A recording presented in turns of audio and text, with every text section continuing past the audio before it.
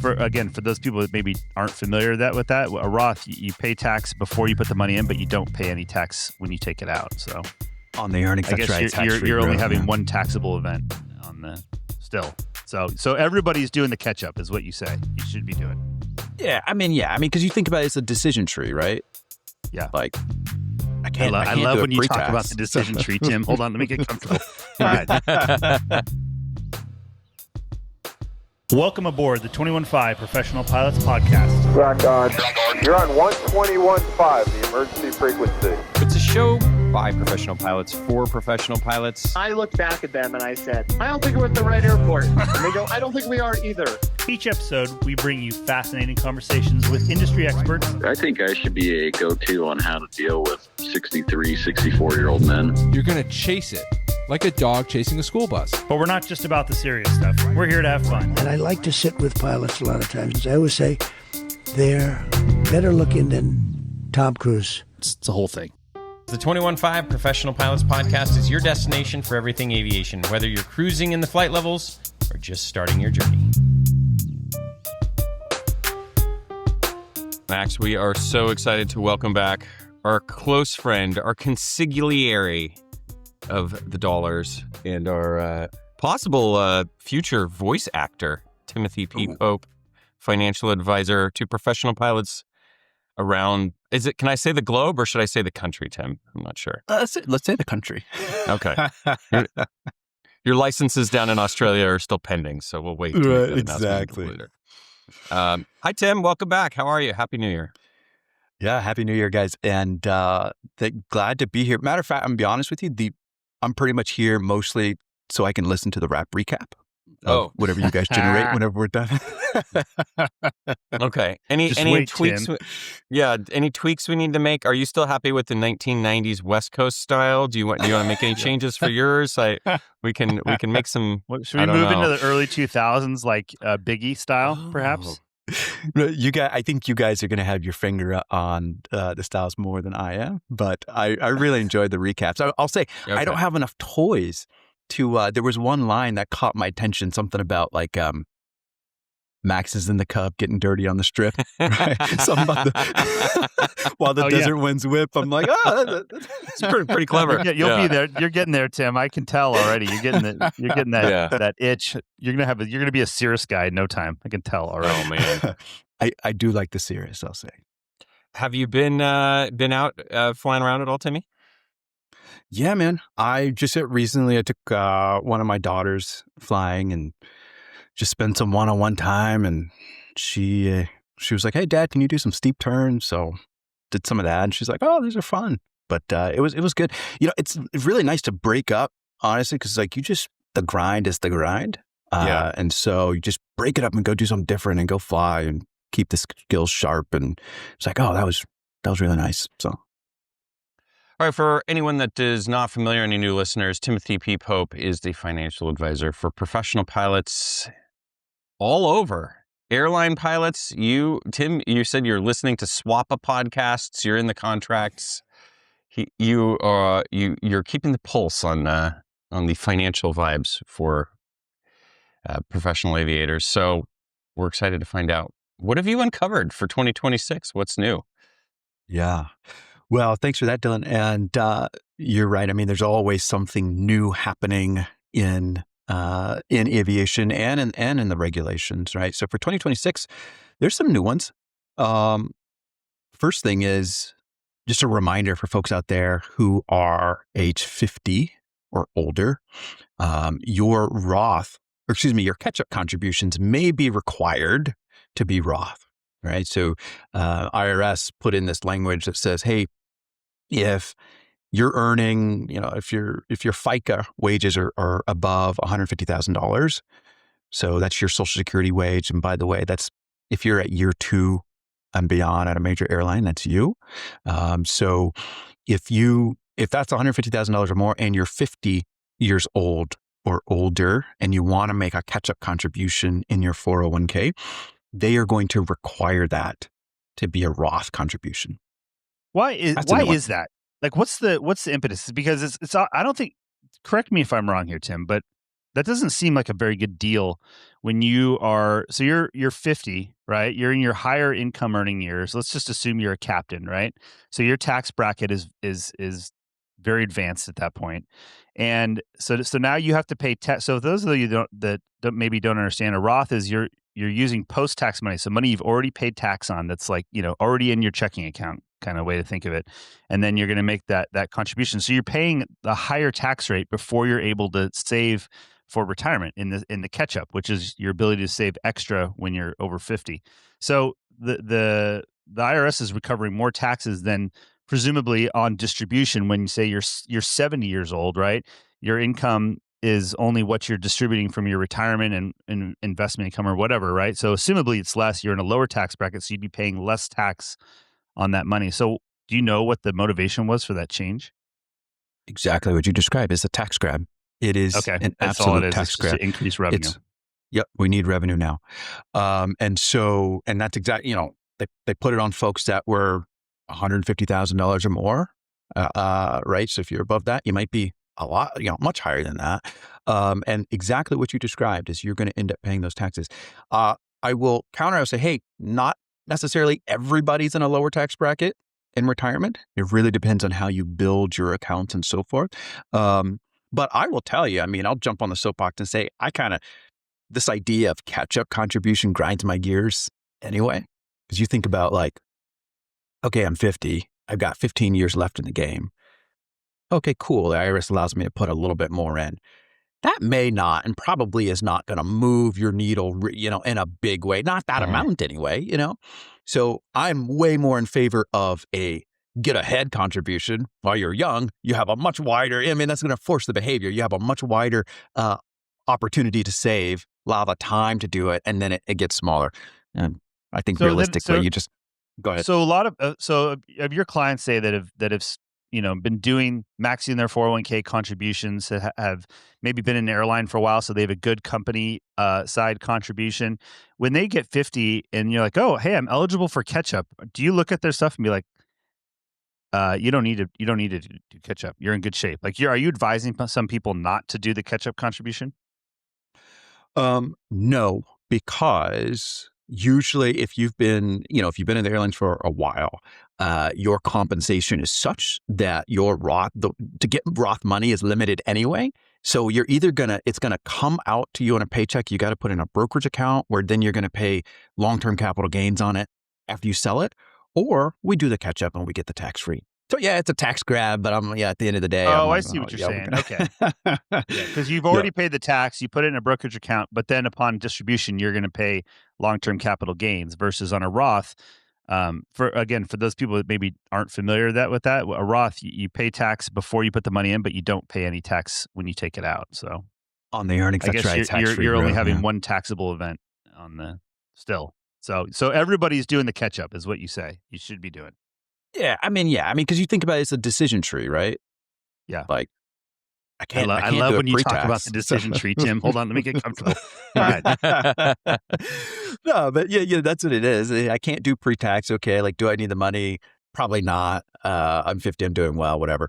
And so then, do I do brokerage and generate long-term capital gains on my earnings, or do I do tax-free earnings? And so, of course, we're going to go tax-free. It's $8,000, right? If you're a super catch-up, between 60 and 63, then we could do 11,000, a little bit more than 11,000.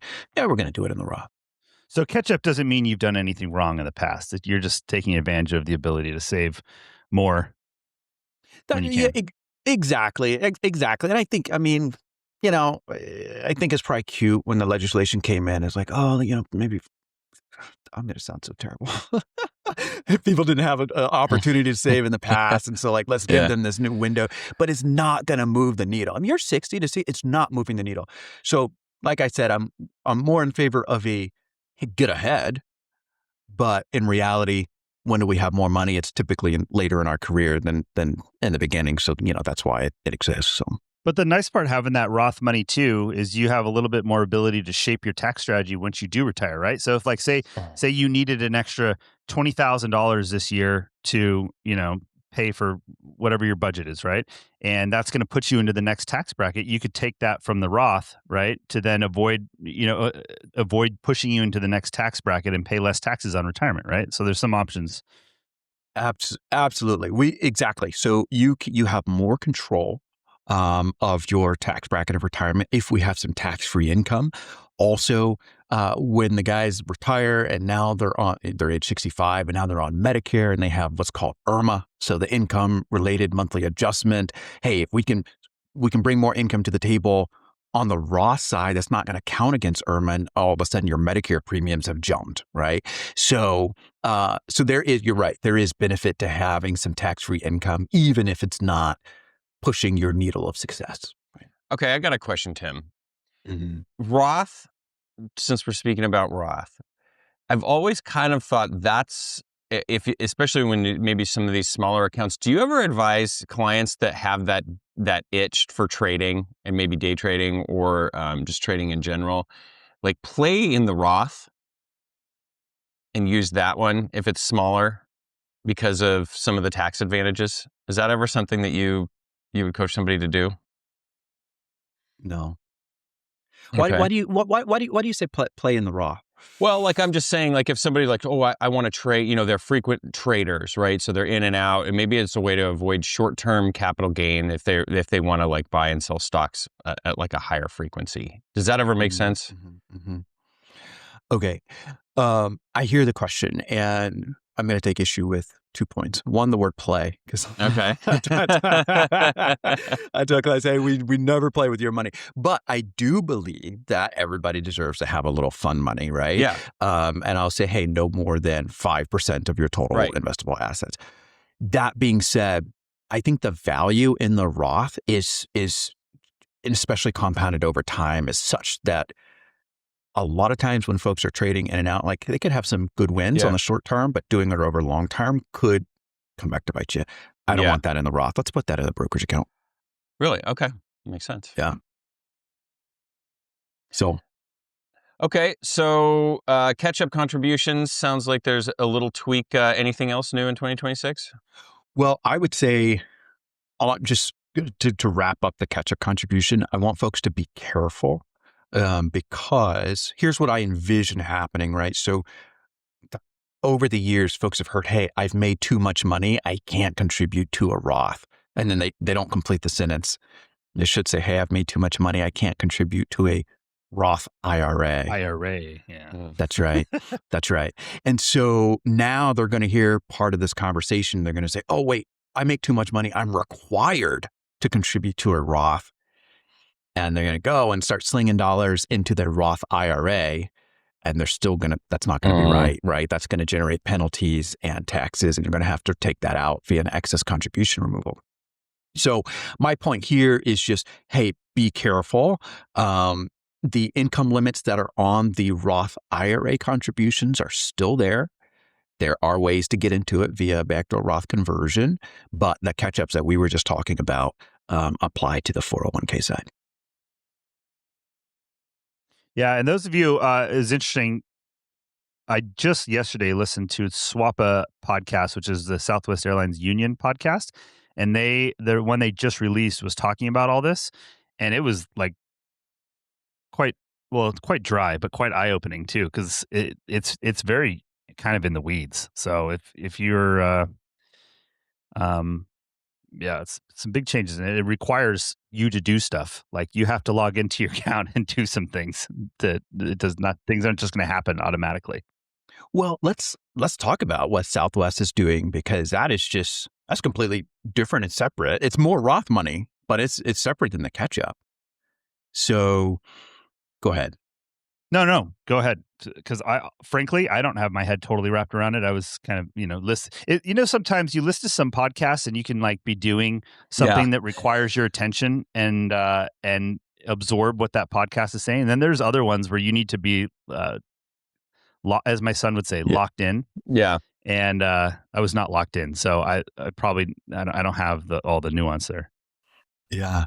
Well, with Southwest, okay, so let's take a step back. 2022, the Secure 2.0 Act passed, and what it said was, hey, in the future, employers can give the option for employees to take either a matching contribution or a non-elective contribution as Roth. And what Southwest has done is, and they're out front, by the way, like none of the other majors are doing this yet that I'm aware of. Tip of the spear, huh? Tip of the spear on this one. And so what they've done is they said, hey guys, you can take your NEC as Roth, which is a big stinking deal. As we'll recall, like all the majors at this point in 2026 are at 18% NEC. And so a couple years ago, when the market-based cash balance plans were coming out and everybody's contracts, a big point of those who disagreed or the naysayers was like, hey, we're getting this NEC. It's all pre-tax. Pilots are going to end up with this huge ticking tax time bomb. And they're not wrong. Although I would say there's more nuance and more control than that. But now, if you're flying at Southwest, you can say, hey, I'd like to take my NEC as Roth, and you can do so. So again, Tim, can you explain like why strategically, why would you want to do that when assumably you're in a, whatever, 24% tax bracket, right? Or whatever it is at that point in your career, or if you are, right? And so you're going to pay a lot more tax in the front end. Is it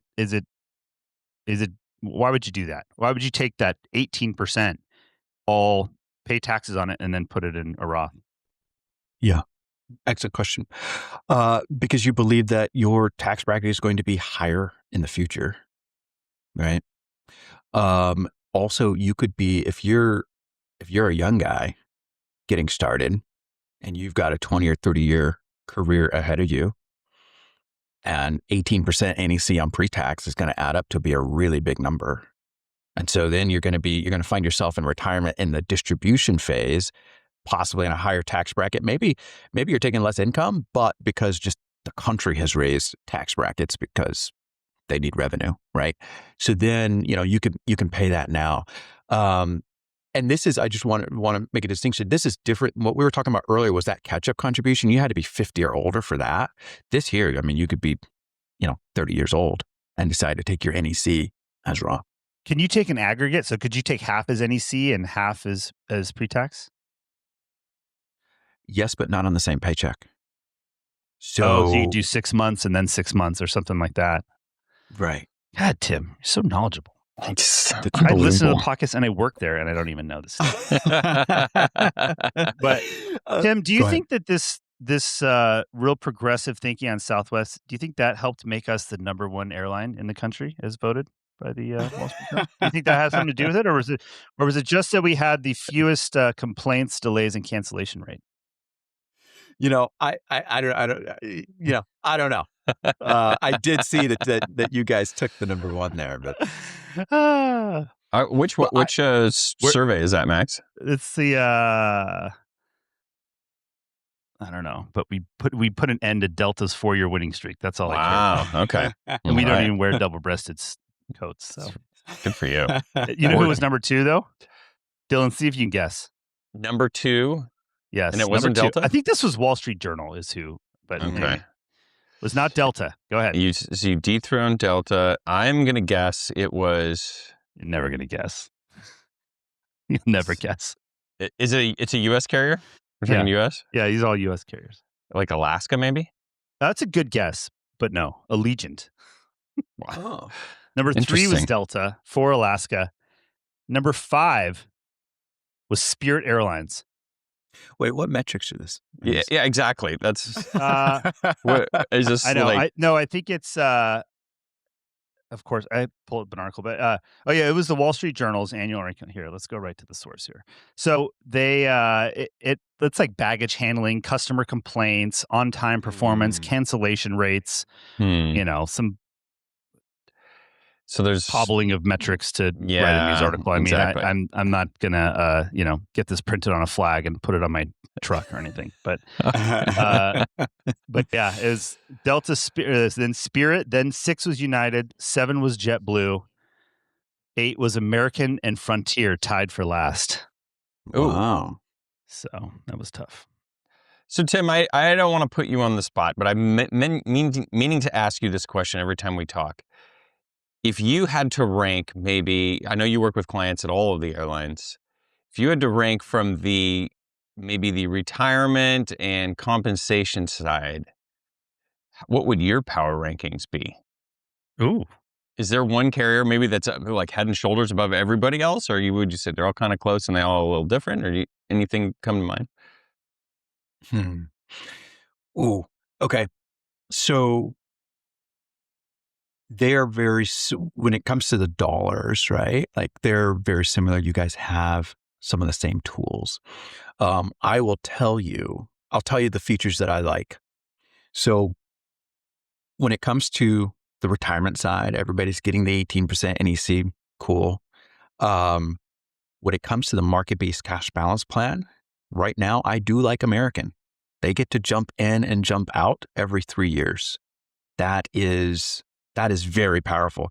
Delta came out with theirs first, and it was an irrevocable decision. If you're in, you're in. If you're out, you're out. So we'll see what time does about that. So I do like that, the flexibility on the market-based cash balance plan for American. When it comes to the 401k itself, I've got to like Southwest because this NEC to take as your Roth, right? This really levels the playing field because, again, folks talk about, hey, the market-based cash balance plan is going to be invested pretty conservatively and so on. Well, if you're early on in your career and it makes sense for you, you can do the NEC as Roth and then switch it later. You can really massage your tax bracket there. I like that. Also, with Southwest and American, I like that the long-term disability, you can choose pre-tax or post-tax. That's a big win.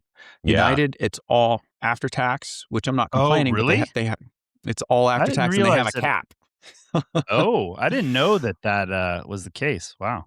Yeah. So, and I would say I'd probably Southwest ekes out with your long-term disability because if you've been on disability for more than 5 years, you guys start to get some inflation. It's a 5%. So you get some inflation protection on your disability there. But I do like the being able to opt in or opt out post-tax or pre-tax. Delta is all pre-tax, right? Really? Because that ends up being. I've talked to people that have gone on disability. That ends up being a huge deal if you go on disability. And the other thing too, when you go on disability at all, like I know ours is very specific to say that you can still get another job, not flying That's right. if you're out on disability, but you can get That's a right. job as whatever, being a Walmart greeter or whatever, and that won't affect your disability. Is that true at all the airlines? No. Really? There are some income caps. Now some of it can be high because it'd be like, hey, well, your outside employment can't be above a certain rate of your pre-disability income and so forth. But yeah, I mean, if you had an entrepreneurial itch and you just were like, hey, well, and it blows up, like you could preclude yourself from getting benefits. So yes, that no cap and no exclusions is also pretty good. And then for Delta, for just the group life insurance, right? I mean, they're over $1 million, which is a head and shoulders above everybody. I mean, wow. Southwest is the closest; they're at 800. Then then American is 750, and United has some work to do. They have some work to do. Theirs is much lower. So, how much over $1 million, Tim? Delta. Yeah. How much over? Well, right now it's like 1.13. So it's like Okay. it's a multiple of the highest captain on the most expensive aircraft, right? So it changes. Yeah. How are you pulling these numbers out of your head? Like, I'm putting you on the spot, and it's just blowing me away that you know all this. Tim, can you? We didn't prep for this or anything. That's to the 10th digit, please. Quickly. I wish. When I was 13, I tried. I gave 3.14. Go ahead, Tim. It's amazing. But so I sidestepped your question without ranking them, but I told you what I like from different carriers. Okay, Tim. So if you were going to go work for a major airline and the base was nothing, not the flying, no all the flying, everything, only the money, where would you go? You have 5 seconds. Okay. All right. Only the money and the benefits. Oh man, the money's all the same. So the benefits, I'd probably go Southwest. I'm not saying that with number one again. I'm not saying that because Max is, but what the things that I just mentioned, right? With I've got more flexibility on the 401k. The one thing I don't like about Southwest is the 2% market-based cash balance plan, because like you guys get 2% in there versus like a real spill like others, but then you guys have some other stuff like top Wait, hat explain and so that, on. because that's how we get to 20% total company contribution, right? 18% NEC, and then the market base. So explain to me how that compares to the other airlines, because I truly don't know. Yeah. So if I'm flying at American or Delta, I'm not going to get anything in my market-based cash balance plan until I exceed the $72,000 and my 401k, or the company's given me, 18% on $360,000 for 2026, right? So I fill up 401k first, which means I control all that money, all the But their rest. contribution is what? 18% or 20%? Their contribution is 18%. Okay. 18%. And then after the 401k is filled, then it goes to the market-based cash balance plan. Whereas you guys at Southwest, day one, you're getting 18% in the 401k, and then you're getting 2% in your market-based cash balance plan. So we're overall getting a larger contribution from the company, 18 versus 20, because that 2% is on top of the 18. The 2% is on top of the 18, but I believe, now this one I'd have to go look at the docs, but I believe there are some limits as well to your contributions. So meaning income limits, right? So if you're making above $360,000, right? Like the company can't give you X% in the 401k, right? So if you're making over, but that 2% doesn't go towards the IRS limit of the 70, what is it up to now? 74,000? 72. 72. But that 2% doesn't go towards that limit. That 72,000 is only the 18%, right? Well, that's where I'd have to look at the docs. And that's where I'm I see what you're saying. edit this part. We finally stumped it, Max. It only took 30 minutes. Well, because you are different. Like that is a different setup, but you do have a top hat plan to where, like, if you need more, you can go and up to $50,000 a year, do your top hat, which is a deferred comp. So you got that. But again, I've been meaning to do like a Southwest only episode just on your market-based cash balance plan. Yeah, that would be great too. If you wouldn't mind, that way I don't have to read all of that stuff. But dude, it's pretty funny because you fly with some of these captains that are high time flyers, and really grind it out, and they're hitting that $72,000 like quick. Mm-hmm. They're like, yeah, and then my paycheck goes way up after like April, because then that NEC contribution gets put in your taxed and put on top of your paycheck. It's hilarious. I'm like, what do you do with all that? I don't know.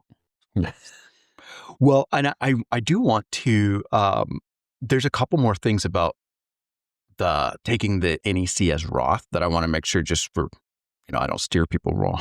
So one of the things we talked about some possible use cases for taking the NEC as Roth, right? So, hey, maybe you're young, you got time on your side, and you want to use that as a tool. Maybe you've already have a huge portion of pre-tax, and you're trying to balance the playing field, or we all expect that future tax rates could be higher, right? So that could be motivations to do it. One of the things that folks need to be aware of is if you take the NEC as Roth, then the company will not withhold taxes. And that includes federal income tax, and that includes FICA. So that's going to be the Medicare and Social Security. So if you do that, go in with your eyes wide open and either, be prepared to pay estimated tax or pay like January 15th or something next year. So nice little gotcha. Yeah. So, that's the thing. And here's the other thing too. Like, so Max is asking, like, why would somebody decide to do that? I literally just a few days ago, I was talking to a young Southwest pilot who, is averaging like 150 TFP. And so, he's getting after it. And we were talking about, hey, should I take the NEC as Roth? And I said, well, hey, not right now is what I advise, because there's some other goals that require cash now, right? So if he took that NEC as Roth, we'd have an additional like $13,000 to pay in taxes. Well, that $13,000 could be used for some of the other goals that he's looking to do in his family. So I bring that point up to say, like, it's not a one size fit all. I've listened to other podcasts and it was like, guys are like, just do it indiscriminately. And I'm like, it's more nuanced than that. Like you know, sometimes just because a tool is there, knowing when to use the tool is more important than just knowing that it exists. So It's interesting because you would think like a young, you know, first few year FO whose pay rate is lower, tax bracket is lower, you know, maybe he bought a house now, it's got a good mortgage interest tax deduction, yada, yada. That would be a good time to, that's kind of what I was thinking in my head when you started down that path. I'm like, I think that would be like the best time to start padding your Roth, right? I would agree. Early. So that's interesting. Well, I would agree. But in this case, there is no, you know, mortgage interest deduction. There's none of that. And there's high income, but you know, there's saving for other things. But so I would agree. So if it was a different guy who sat in the same seat, almost same, very similar facts, but some key differences, we'd probably say, hey, like, go ahead and take the NEC as Roth. And I think that brings the point up to where like it's all individual. Like there is no one size fits all. There's no blanket, you know, advice. We should do one of these times you come on, we should do like a side-by-side comparison of all of this with the different airlines. I think it'd be really interesting. Like go down the list, life insurance, 401 NEC, like, you know, market-based cash balance plan, life and you know, all, or go down the list of all of this, because that's the thing. Like when you're deciding what airline to go to, you don't know. Literally, I guarantee you, we could take 100 people that are applying to their first airline, just get out of the military, blah, blah, and say, tell us what you think about the different life insurance plans at United, Delta, American, and Southwest. Go ahead. And like, no one would know. Like, it's just, those are things that you just kind of get what you get when you make your decision. Everybody's thinking about all the other stuff and bases and airplanes they fly and how the schedule works and, you know, stuff like that. But that's the, that's all in the dark, Tim, that you need to bring to light, you know? Well, I think that, you know, they probably should make those decisions based off the things that you just said. And then the other things are good to know. And I would appreciate that. Yeah. Give me an opportunity to actually prep for. Yeah. No, well, it's been a pretty resounding, it's been a pretty good endorsement of, that you know what you're talking about when we just put you on the spot. Tim, I got one more good one for you. So oh boy, I can't remember where I heard this either in a podcast or not, but it was Elon Musk. And you know, he's been talks a lot about what the future of AI and how that's going to affect things. And he's, you know, his prediction with like, you know, people being put out of work and what are they going to do? And he thinks, you know, we're going to have universal high income, right? Where instead of universal basic income, he's like, you know, the efficiencies and things are going to go so up. Everybody's going to have a high standard of life. So he's calling it universal high income. And then he talks about retirement. And his quote was, don't worry about squirreling money away for retirement. It won't matter. You won't need to save for retirement because, you know, massive advances in AI and robotics creating abundance and saving for retirement won't matter. So what about when the Gen Zers approach you with that one, Tim? Say, well, Elon says I don't got to save. The robots are going to save us, Tim. Robots are going to do it. You know, I think that's really interesting. I saw that headline. I've been meaning to read it to see what he was talking about. But I have not. I mean, it's probably easy for the richest man in the world to say, yeah, it'll be fine. Don't worry about it. Yeah. The other one last tool just on like the Roth or to not Roth, and particularly with young folks, right? Max, you're spot on. Like that would be the time to do the Roth. But one of the things we talked about with that client was like, hey, if you don't do it like for this year or next because you're focusing on other things, that's okay, because you are young enough that there will be in your career another 2007 to 2009 where equities drop by 50 to 55%. And that will also present an opportunity for us to do some Roth conversions. Oh, right? That's a good idea. So like just folks forget about those massive, market movements and devaluation of equities. Like you forget the market's been on a tear since 2009. We've had a few blips, but my goodness, it's, It's much, much higher. So Yeah. when that happens, hey, we'll have done all the other things. And by then he might not be doing 150 TFP because people aren't flying. So we've got some income, but it will be okay. And we can convert at that time. We'll be prepared. So Yeah, that's interesting because you think about it always from the when you're earning the income on the front end, the taxable side, but when everything's on sale and you buy in to Roth and then you're saving all the tax on the, the likely upside over the long term. That's smart. I didn't yeah. think about that either. Jesus, Tim. Genius. Genius. All right, Tim, we have anything else on this before we shift gears? I think we've completed that. I did, let folks know what's going on, some updates for 26 and some gotchas to be aware of. So, I want to shift gears and focus on some of our younger listeners for a minute. I mean, I think you've demonstrated like there's a lot of nuance here when you get to kind of the big leagues, right, at the majors and a lot of options. But, a lot of flight instructors out there listen to this program as well. And if they've made it this far in the show, I think maybe they're thinking, oh, do I need to call Tim now? What do I do? I'm 25. I'm sleeping on my buddy's couch. I'm just trying to build hours right now. And I've got this long career ahead of me, but I want to be smart and make plans. So maybe could you talk a little bit about maybe give a little advice to a flight instructor right now that's maybe not making a ton of money? Maybe is there something they could do now? And then how do you see the path for a professional pilot, and like when is the right time to engage somebody like yourself and kind of create some strategies and kind of map that out for folks that are just starting their career? yeah. I've heard you guys taking a beating for your flight advice. Sometimes. Beating might be too strong, but for young folks, man, I think it's an exciting time, right? It's also a challenging time. So, if you're a flight instructor, the things that we were just talking about, you're like, whoa, that's not where they are right now. And they're very much looking forward to being there. So the things that I say is, look, definitely watch the debt. Be very careful with debt, and particularly the consumer debt, right? So by consumer, I mean credit cards, right? So, some guys may have some loans. They're coming out of school. Hey, if we can pay the interest on those loans while we're earning as a flight instructor, that is awesome. If we don't have any school debt, that's even better. Be careful with the credit card debt.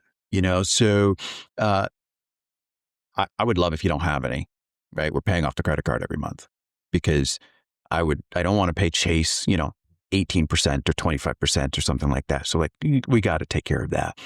Let's say that we've got no school loans, we've got no credit card loans, and we have some cash to square away. Well, great. If we're starting to save, look at the Roth IRA. Like you're really talking about, a flight instructor, your tax bracket is going to be the lowest it's going to be right now. So put that money into a Roth, let it work tax-free, let it grow tax-free for you. That would be huge. And then also, I call it the sleepy money. Have a small emergency fund. It doesn't need to probably be 6 months or so on, but have something to where if you get hit with some unexpected turn in life, you can turn to your emergency fund and you're not turning to credit. That's what it's there for. So go ahead. I was just thinking. So, like when I was a flight instructor at Embry-Riddle, we did have a 401k, 403B actually. Yeah. Oh, you're right. It was a 403B, but it's something typical 3%, right? And it's amazing, like early 20s people. Like I don't know what the statistic is. Maybe you do, but how many people don't take advantage and contribute to their 401k to get the match? Because it's not like the airlines where they just give it to you no matter what. So like I remember talking to some of the fellows. I'm like, no, dude, it's free money. You have to take the free money. You got to take the free money. You got to put a little bit in, 3% of your paycheck or whatever it was. But so like people should be making sure they're taking the free money, right, Tim? Oh, 100%. So they will. So in that case, they'll do the 403B or 401k up to the employer match, usually is what I say, right? Yeah. There is no investment out there that I can guarantee you that you're going to get a 100% return right. before the market does what it's going to do. You know what I mean? And so grab the employer match there for sure. That's a great point. No brainer, right? But then say you work at a Part 61 school, small mom and pop deal, you're just getting your, $20 an hour or whatever it is. But you still want to save for retirement. Are you saying then, like, probably if you don't have a 401k to contribute to you, but you want to save for retirement, like the Roth 401 or Roth IRA is probably best move? Yeah. In that situation? Okay. Absolutely. Okay. Yeah, absolutely. So we get a little Roth going, maybe. Maybe there's a regional airline job next. Like, when do we need to call you? Like, when should we start kind of the journey with a professional? Is that right away? How does that work? Yeah. So that's a great question. And we work with a lot of folks in different parts of their journeys, right? So one of the things, obviously, 360 Aviation Advisors, we focus on the professional pilot. When guys are ready, what we typically find is we work with folks who, one set of folks, they've been doing things themselves for a while. They've found financial success, but now the stakes and the numbers are just getting larger, right? A 10% mistake on $100,000 is $10,000. A 10% mistake on $1 million or $2 million is $100,000 to $200,000, right? So the stakes are getting bigger. Also, the cash flow is getting bigger. And hey, maybe they've been automating in their accounts, their 401ks, and they're like, okay, so now what? Right. So that's one group of folks where that we work with. Hey, you already found financial success, but they feel like they want to bring on a professional to help them because just the numbers and the consequences are bigger. The other folks that we work with, again, professional pilots, maybe they are really strong at earning the income, but they feel like, hey, I'm not strong at doing any of the other stuff. And in their own words, they might say, hey, like, my stuff is a mess. It's all over the place. It's not organized, right? So they got, strong income, $300,000, $400,000, $500,000 kind of thing. But it's like, I don't know what to do after that. Right. And then, so that's another group there. And then some folks, even folks who are, they feel like they're late to the game, right?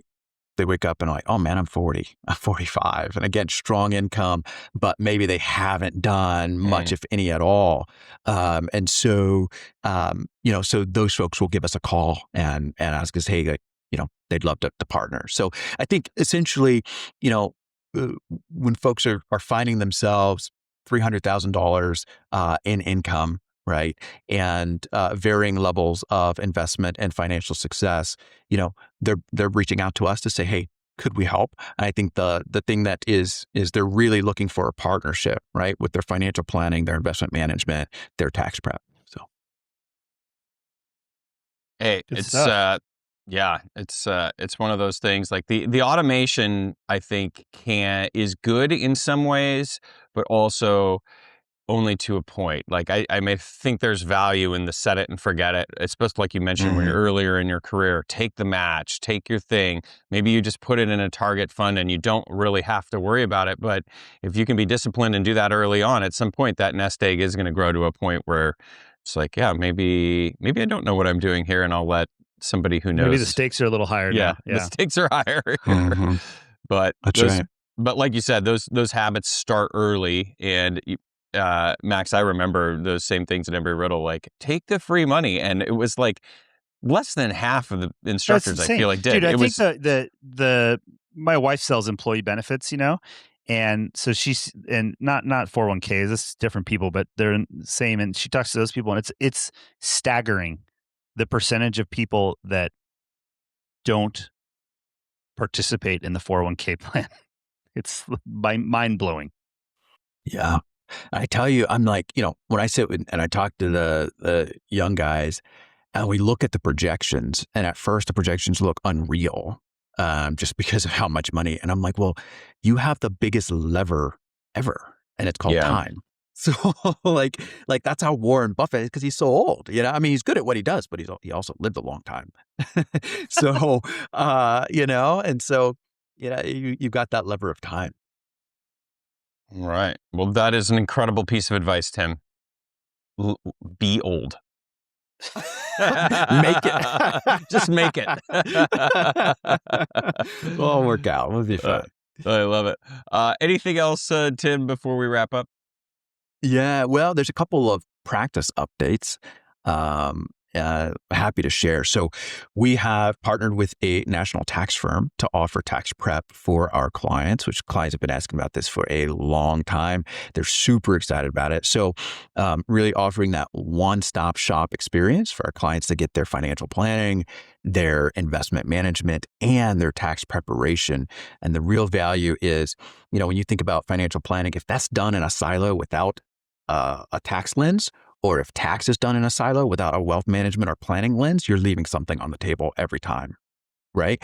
So to put that together, to have the communication between the planning and the tax folks is a tremendous value for our clients, and we're happy to bring that in.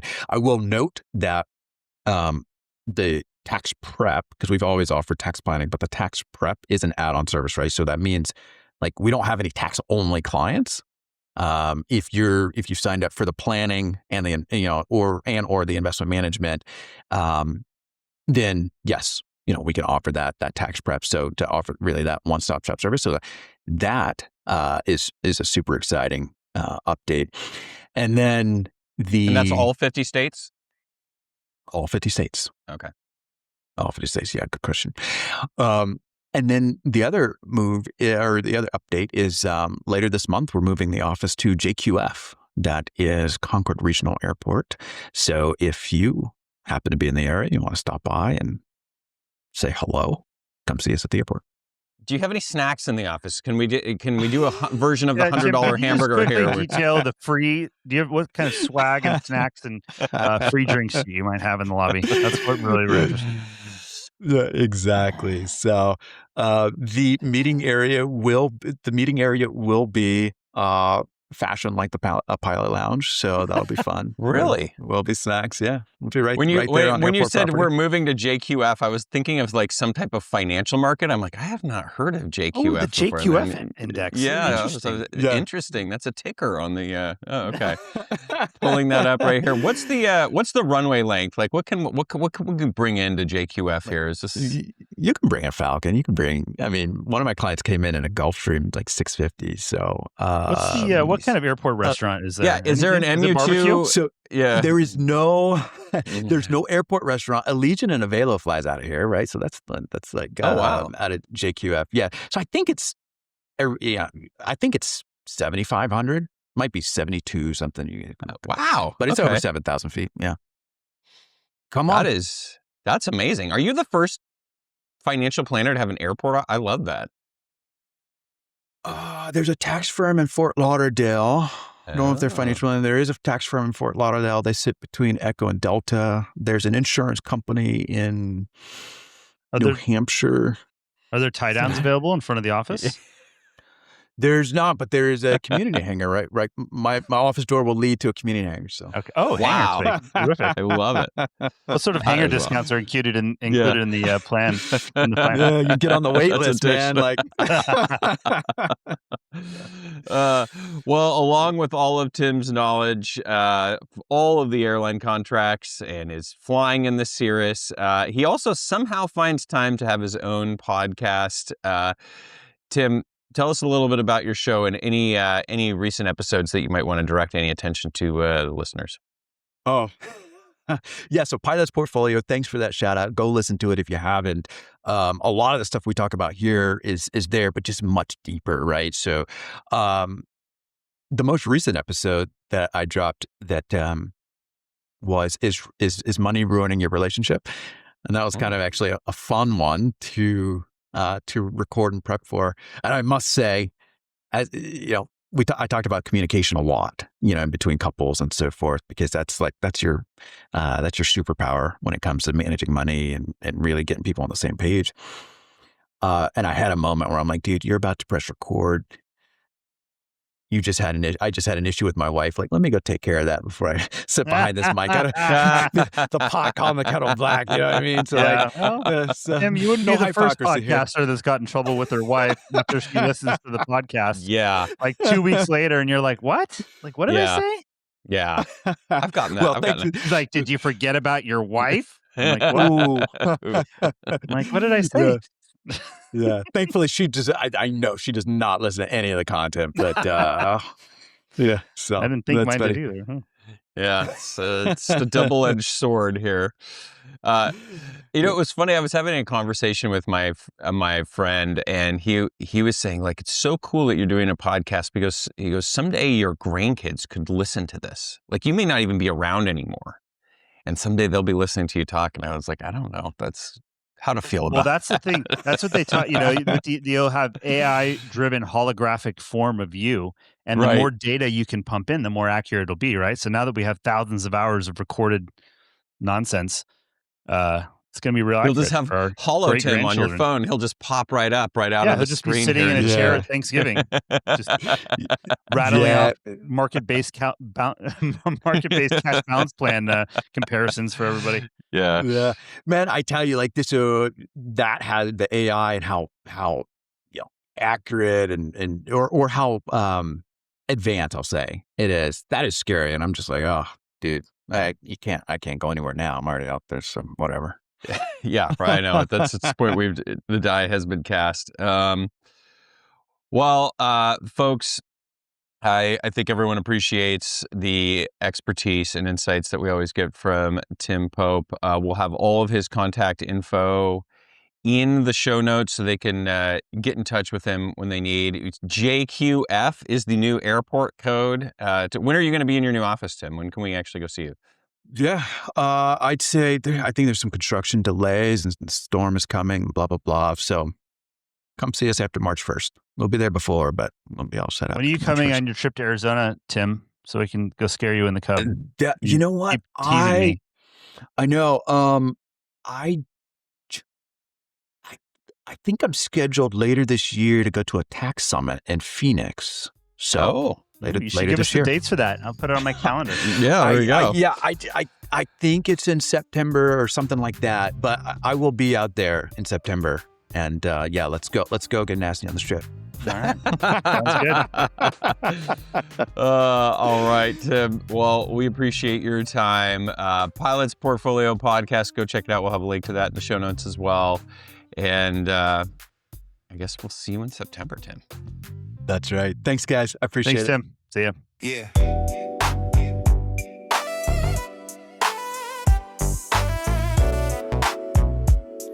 Yeah.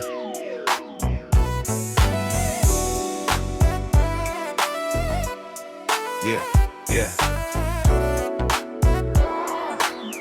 Yeah. Yeah, we settle in, let the real talk flow. Financial flight pass, every pilot should know. Tim Pope in the house, numbers sharp like V-speeds. Financial flight plan for the long-term needs. Catch a rule shift, IRS grab quick. 50-plus earners feel the tax stick. Roth or pre-tax, decision tree tight. Pay now, save later, gotta time it right. Not a punishment, just another lever. You didn't mess up, you just got older, clever. It's nuance, not headlines that pilots should hear. Money's another system, manage the risk, manage the fear. Then the big talk lands and EC goes Roth. Southwest flexing while the rest still watch. 18% rolling, 2% stack. Control the tax lane, yeah, that's impact. Disability clauses, life insurance tears. The stuff nobody reads till it's suddenly real. Young CFI grinding, couch life phase. Roth early hits different after decade. Take the free money, don't sleep on the match. Time's the biggest lever, compound attach. From JQF offices right on the ramp. Snacks in the lobby, runway lights is the lamp. It's the frequency pilots, tune in and vibe. 21.5 where the pros come alive. Checklist, jet fuel, and stories that fly. It's the cockpit crew, now let's take it sky high. Frequency pilots, tune in and vibe. 21.5 where the pros come alive. Checklist, jet fuel, and stories that fly. It's the cockpit crew, now let's take it sky high.